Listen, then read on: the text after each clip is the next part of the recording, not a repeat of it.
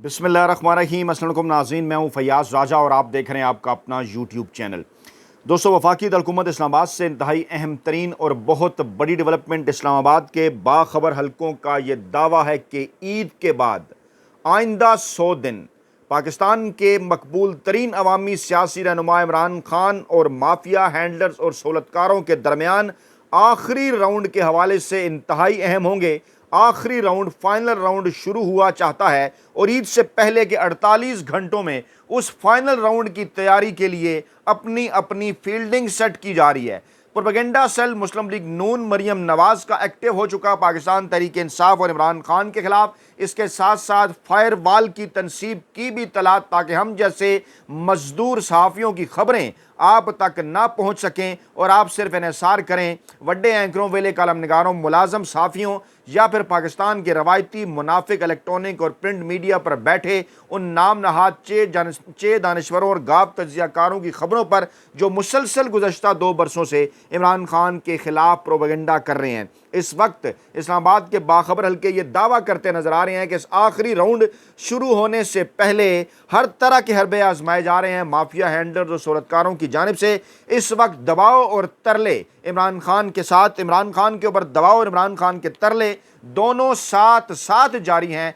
और जून के 10 दिन, जुलाई, अगस्त और सितंबर, अगले 3 माह जून के बाद के यानी अगले 100 दिन इंतहाई इंपॉर्टेंट ना सिर्फ इमरान खान आपके दरमियान होंगे, बल्कि तकरीबन 70% से ज़ायद इस बात के चांसेस कि इमरान खान का पाकिस्तान तहरीक इंसाफ का मैंडेट उन्हें वापस मिलेगा। हुकूमत अपने पैरों के ऊपर खड़ी नहीं रह पाएगी, मैंडेट वापस मिलेगा। साथ साथ 25 से 30% नए आम इंतखाबात के हवाले से भी चांसेस आनिया जानिया हुकूमत की इसीलिए जारी। मौलाना फजल रहमान के भी मिन्नतें तरले। इसी तरह से इमरान खान के ऊपर जहां नए केसेस बनाकर मीडिया के ऊपर जजेस के खिलाफ जहरीला प्रोपेगेंडा करके इमरान खान के ऊपर दबाव बढ़ाया जा रहा है, अदलिया के ऊपर दबाव बढ़ाया जा रहा है, वहीं तरले, मिन्नतें, बिलवास्ता राब्ते भी जारी और इस हवाले से किरदार अदा कर रहे हैं कुछ लोग जो कि खुद को इस्टेब्लिशमेंट का उस्ताद या इस्टेब्लिशमेंट की तर्जमानी के दावे के हवाले से जो है वो अवाम के सामने गुज़श्ता कई अरसे से पेश करते रहे। इसमें कालम निगारों का ग्रोह है, इंसार अब्बासी, सोहेल वड़ाइश, नजम सेठी जैसे, हफीजुल्लाह न्याजी जैसे और इसके साथ साथ इरफान सिद्दीकी जैसे वो पुराने बाबे भी जो कि जिनके कालम गुज़श्ता तकरीबन 4 माह से इमरान खान के बुक्स में लुथड़े हुए हैं, लेकिन आर्मी चीफ का उस्ताद होने का दावा करने के साथ साथ वो बिलवास्ता पैगाम रसानी भी कर रहे हैं। वो क्या मामला है ये भी आपके सामने रखेंगे, लेकिन सरेदस्त जो आज की लेटेस्ट डेवलपमेंट है गुज़श्ता 24 घंटों की, वो आपके सामने रखें ताकि तमाम तर मामलात को समझने में आसानी हो। इसी दौरान अडयाला में अहम तरीन और बड़ी मुलाकातों की भी इत्तलात हैं और ईद से पहले 48 घंटे इस हवाले से इंतहाई अहम। सबसे पहले जनाब, लोग हैरान हैं इस बात के ऊपर कि धांधली वाली दरख्वास्त जो कि इमरान खान ने दी थी कि धांधली की तहकीकात कराएं, पाकिस्तान तहरीक इंसाफ की जानिब से यह दरख्वास्त सामने आई थी। चीफ जस्टिस काजी फैज़ ईसा साहब के पास मौजूद है, टस से मस वो नहीं हो रहे, लेकिन हर वो मामला जिस पर वो इमरान खान के खिलाफ उन्होंने फैसला देना हो, इमरान खान के बुक्स का शिकार रहकर इमरान खान के खिलाफ कोई भी दरख्वास्त आए, फौरी तौर पर वो अपने सामने और अपने पसंदीदा बेंच के सामने लगा डालते हैं। इस फैसले को भूलकर जो साबिक चीफ जस्टिस गुलजार साहब ने उनके हवाले से दिया था कि वो क्योंकि इमरान खान के बुक्स में शिकार हैं, वजूहत इसकी यही थी। फैसला बहरहाल ये था कि वो इमरान खान के खिलाफ केस नहीं सुनेंगे, लेकिन तमाम तरह असूल और ज़ाब्ते उन्होंने सिर्फ और सिर्फ जो है वो दूसरों के लिए रख छोड़े हैं। और अब तो उनकी एक वीडियो ये भी गर्दिश है, जो है वो ज़ेरे गर्दिश है, जिसमें मौसूफ ये फरमा रहे हैं कि उन्होंने कई आर्टिकल लिखे हैं, वो बहुत बड़े सहाफ़ी भी रहे हैं। तो इस तरह से तो फिर इमरान खान उनसे बड़े सहाफ़ी हुए, क्योंकि इमरान खान ने उनसे ज़्यादा कई आर्टिकल लिखे हैं और वो मौसूफ काजी फैज़ ईसा साहब शायद उसी तरह से सहाफ़ी रहे हैं जिस तरह से नवाज शरीफ साहब क्रिकेटर भी रहे हैं। मामला आप समझते हैं ना। तो जनाब, ट्रिब्यूनल की तश्कील का मामला था। सुप्रीम कोर्ट में इलेक्शन कमीशन ने दरख्वास्त दायर कर दी थी लाहौर हाई कोर्ट के फैसले के खिलाफ, और chief justice Lahore high court ने फौरी तौर पर 7-8 इलेक्शन ट्रिब्यूनल भी तश्कील दे दिए थे कि जनाब ये मुकाए धांधली का मामला जल्दी करें, फार्म 40, फार्म 1 और फार्म 47 का कज़िया पाकिस्तानी अवाम के सामने रखें, दूध का दूध, पानी का पानी करें, ताकि पता तो चले कि कितने बड़े लेवल के ऊपर धांधली हुई। अब इस मामले में रुकावट बन गए जनाब चीफ जस्टिस काजी फैज़ ईसा साहब, और सुप्रीम कोर्ट में इलेक्शन कमीशन की दरख्वास्त उन्होंने फौरी तौर पर समाअत के लिए मुकर्रर कर दी है। 2 रुकनी बेंच भी अपना पसंदीदा तश्कील दे दिया। नईम अख्तर अफगान साहब के साथ बैठेंगे, वो 20 जून को जनाब समाअत करेंगे और जनाब क्योंकि 12 जून को लाहौर हाई कोर्ट के फैसले पर, क्योंकि लाहौर हाई कोर्ट ने फैसला दिया था जस्टिस शाहिद साहब ने, और जिनको उस फैसले की पादाश में अब सुप्रीम कोर्ट भी लाया जा रहा है ताकि वहाँ पर पाकिस्तान तहरीक इंसाफ को आइनी कानूनी जो फेवर मिलने का मामला है वो ख़त्म हो। तो जनाब वो जो फैसला था जस्टिस शाहिद साहब का, उसके ऊपर जनाब जस्टिस शहजाद मलिक ने 8 ट्रिब्यूनल्स की तश्कील के अहकाम जारी किए थे। 6 नए ट्रिब्यूनल्स के अलावा लाहौर और मुल्तान में मौजूद ट्रिब्यूनल में काम करने वाले 2 जजों को पड़ोसी ज़िला और तहसीलों के हल्के जो है वो दोबारा तफवीज़ कर दिए गए थे। वहाँ भी आपको अच्छी तरह से इस बात का अंदाज़ा है कि लाहौर और मुल्तान में कितने बड़े लेवल के ऊपर धांधली हुई। मुल्तान की नशस्तें ख़ास तौर पर जिस तरह रेवड़ियों की तरह पाकिस्तान पीपल्स पार्टी में तकसीम की गई वो आपके सामने है। लाहौर की नशस्तें जहाँ से 90% नशस्तें नून लीग हार चुकी थी, किस तरह से रेवड़ियों की तरह नून लीग के अंदर तकसीम की गई वो भी आपके सामने है। अब क्योंकि जजेस इस मामले को दूध का दूध और पानी का पानी करने वाले थे, ट्रिब्यूनल के बहादुर जजेस, अदलिया के बहादुर जजेस लाहौर हाई कोर्ट के चीफ जस्टिस के बहादराना फैसले के नतीजे में, लेकिन अब चीफ जस्टिस काजी फैज़ ईसा साहब जनाब फौरी तौर पर इस मामले के अंदर बने हैं रुकावट, और जनाब जस्टिस नईम अख्तर अफगान के साथ मिलकर 2 रुकनी बेंच बनाया है। इलेक्शन कमीशन ने उन्हें कहा था कि जनाब इस मामले को ज़रा रोकें, तो वो जनाब उनकी मदद के लिए पहुँचे हैं। मसला क्या है, क्योंकि खुरा जाएगा सुप्रीम कोर्ट ऑफ पाकिस्तान काजी फैज़ ईसा साहब की जानिब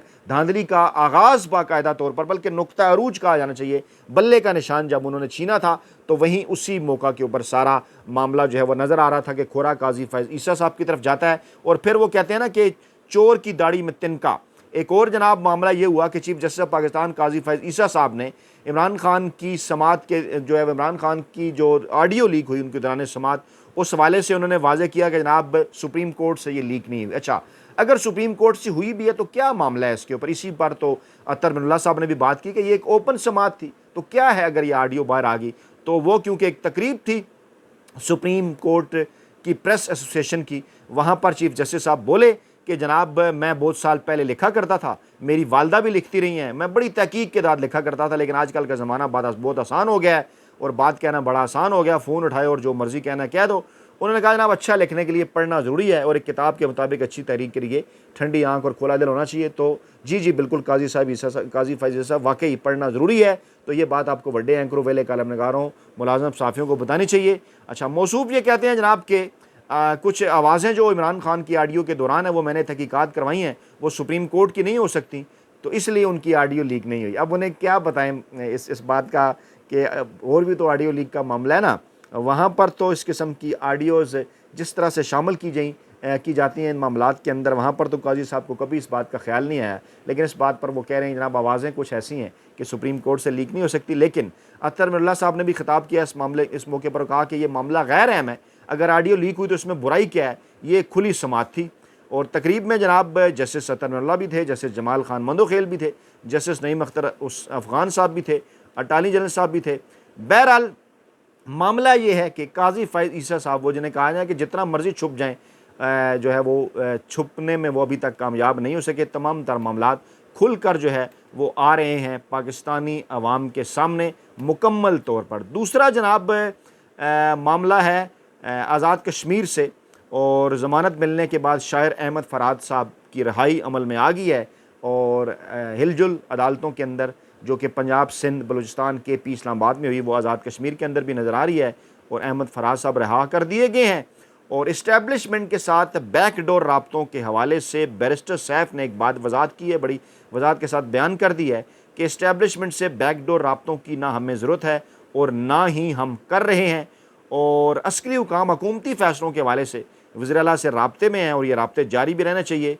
और हम सियासी इस्तेकाम चाहने वालों से ज़रूर बात करना चाहते हैं, लेकिन हम बराह रास्त तौर पर ना ही नून लीग से, ना ही पीपल्स पार्टी से, ना ही MKM से हम बात कर रहे हैं।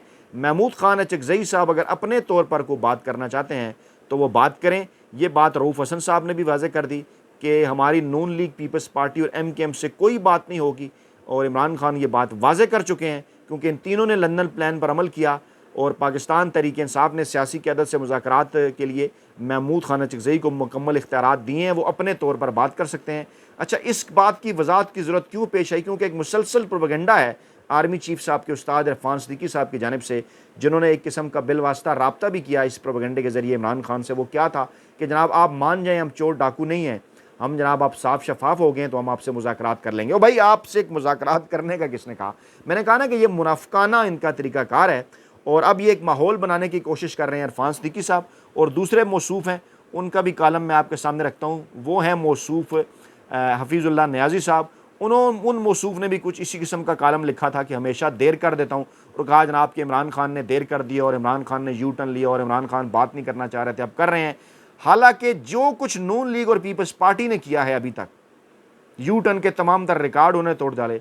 जो कुछ नवाज शरीफ और बेनज़ीर भुट्टो साहबा करते रहे, उसके ऊपर तो हफ़ीज़ुल्लाह नियाज़ी साहब की कभी नज़र करम नहीं पड़ती, क्योंकि हफ़ीज़ुल्लाह नियाज़ी साहब इस वक्त बेचारे मजबूर हैं, बेटे का भी उनके मामला है और इस वक्त वो बाकायदा तौर पर इस्टेब्लिशमेंट के तर्जुमान बने हुए हैं। और बल्कि ये कहा जाना चाहिए कि नून लीग के भी तर्जुमान हैं। नवाज शरीफ आजकल उनके बड़े फेवरेट हैं और इमरान खान के ख़िलाफ़ उन्होंने प्रोपेगेंडा किया कि हमेशा देर कर देता हूँ। तो ये एक प्रोपेगेंडा है जहरीला कि कोई इमरान खान ने कहा है या कोई मेहनत तरला कर रहे हैं कि जनाब नून लीग पीपल्स पार्टी से बात करें। इमरान खान ने ऐसी कोई बात नहीं की। आखिरी गुफ्तगू में भी उन्होंने कहा कि जब फ़ैसले बड़े साहब ने करने हैं तो फिर इनसे बातचीत का क्या फ़ायदा। हाँ, महमूद खान चकज़ई दीगर जो अपोजिशन की सियासी जमातें हैं उनकी जानिब से ये कहा जा रहा था कि सियासी क़यादत से मुज़ाकरात करें, तो इमरान खान ने कहा बिल्कुल ठीक है, आपको इजाज़त है, आप अपने तौर पर कोई बात करना चाहते हैं तो ज़रूर करें, लेकिन पाकिस्तान तहरीक इंसाफ, नून लीग, पीपल्स पार्टी और MKM से किसी किस्म के कोई मुज़ाकरात नहीं करेगी। और इन्होंने प्रोपेगेंडा किया नियाज़ी साहब ने कि जनाब फजल रहमान के ऊपर माथा टेका और फ्लांस किस्म की चीज़ें। तो वो सियासी जमातों के दरमियान बातचीत नून लीग और पीपल्स पार्टी भी करती रहती हैं। इमरान खान ने किसी किस्म का ना कोई खुद रब्ता किया, ना उन्होंने कोई खुद बात की। पार्टी सतह के ऊपर तो रवाबित होते रहते हैं, पहले भी होते रहते थे, अभी भी हुए। और इमरान खान ने ये मुज़ाकरात की दावत उन्हें इसलिए दी थी उनके कहने के ऊपर, क्योंकि फजल रहमान साहब इमरान खान के मौक़िफ़ के ऊपर आए ना कि जनाब मुल्क को ये माफिया और ये इस्टेब्लिशमेंट जो कुछ मुल्क के साथ कर रही है, ये बात मौलाना फजल रहमान साहब को भी समझ आ गई। तो इमरान खान ने कहा बिल्कुल ठीक है, इमरान खान अपनी ज़ात के लिए तो कुछ कर नहीं पा रहे, जो है वो कुछ कर नहीं रहे, अपनी ज़ात के लिए तो नहीं कुछ कर रहे ना, जो कुछ कर रहे हैं वो आइन और कानून के तहत पाकिस्तानी अवाम के लिए कर रहे हैं। तो ये आर्मी चीफ साहब के उस्ताद इरफान सिद्दीकी साहब की जानिब से जहरीला प्रोपेगेंडा हो, या हफ़ीज़ुल्लाह नियाज़ी जो कि इस्टेब्लिशमेंट के बिल वास्ता तर्जुमान है, या इंसार अब्बासी साहब जैसे लोग और नजम सेठी साहब जैसे लोग, सुहेल वड़ाइद साहब जैसे लोग, ये पहले इमरान खान के ऊपर इल्ज़ाम तराशियाँ करते रहे कि इमरान खान मुज़ाकरात के लिए तैयार नहीं। मुज़ाकरात के लिए तो कब से इमरान खान कह रहे हैं कि संजीदा मुज़ाकरात उन तरीक़ों के साथ हों जो कुछ कर सकते हैं पाकिस्तान के अंदर। अब जब इमरान खान ने इशारा दिया कि आप करें, तो अब ये दूसरी तरफ चले गए और प्रोपेगेंडा कर रहे हैं इमरान खान के ख़िलाफ़ के देर के। भाई इमरान खान को नून लीग पीपल्स पार्टी या MKM के साथ मुज़ाकरात की कोई ज़रूरत नहीं। इसी प्रोपेगेंडे को रऊफ़ हसन साहब ने भी रद्द किया है। आज अपना कालम लिखकर मुज़ाहमत का गीत रोशनी की किरणें पढ़ने के लायक है। इसमें उन्होंने वाज़ा तौर पर किया कि ये एक जहरीला प्रोपेगेंडा है पाकिस्तान तहरीक इंसाफ के ख़िलाफ़। और असल में तो ईद से पहले इमरान खान तक पैगाम रसानियाँ जारी हैं। एक तरफ दबाव बढ़ा रहे हैं, दूसरी तरफ पैगाम रसानियाँ भी हैं।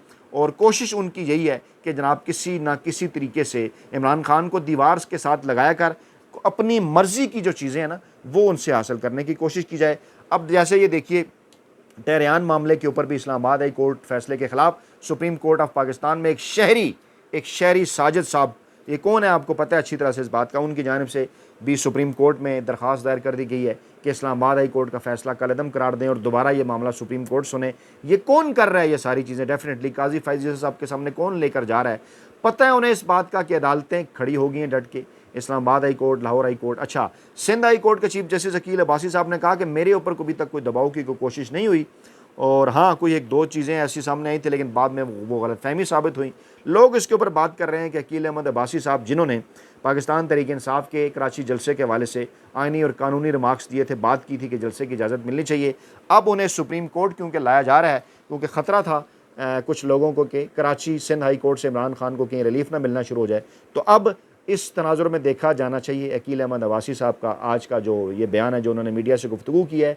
और बहरहाल जो ये सारे मामलात हैं और जिस तरह से नून लीग का social media cell chief justice Lahore high court justice Shahzad Malik साहब उनकी बेटी के ख़िलाफ़ भी एक्टिव हो गया, इस किस्म की ख़बरें फैलाई उन्होंने कि कोई जनाब अली उन्होंने कोई एक्सीडेंट में अंदर किसी को 2 लोग जो है उनके ऊपर गाड़ी चढ़ा दी, और इस किस्म की मतलब फजूल किस्म की चीज़ें जिनका ना कुछ सर है ना पैर।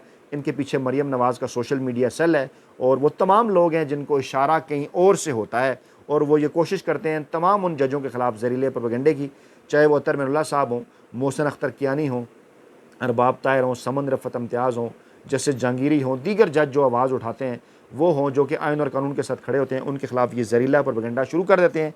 लेकिन ज़राए का ये दावा है कि जितना मर्ज़ी ये मुज़ाकरात का ठट्ठा उड़ाएँ कि इमरान खान ने यह बात की है। इमरान खान ने वाज़ेह कर दिया एक बार फिर आपके नाम, पाकिस्तानी कौम के नाम पैगाम में कि इन तीनों से कोई बात नहीं होगी। मुज़ाकरात के लिए वो ज़रूर तैयार हैं, लेकिन उन फ़रीक़ों के साथ जो कि वाकई पाकिस्तान के सियासी और मुआशी अदम इस्तेहकाम को हल कर सकते हैं। और कौन है इन तमाम दर मामलात के पीछे, आपको और मुझे बताने की ज़रूरत नहीं, तमाम लोग इस मामले को अच्छी तरह से जानते हैं। अपना बहुत ख्याल रखिएगा, दुआओं में याद रखिएगा। नई वीडियो के साथ जल्द हाज़िर होंगे। अल्लाह ने के बाद।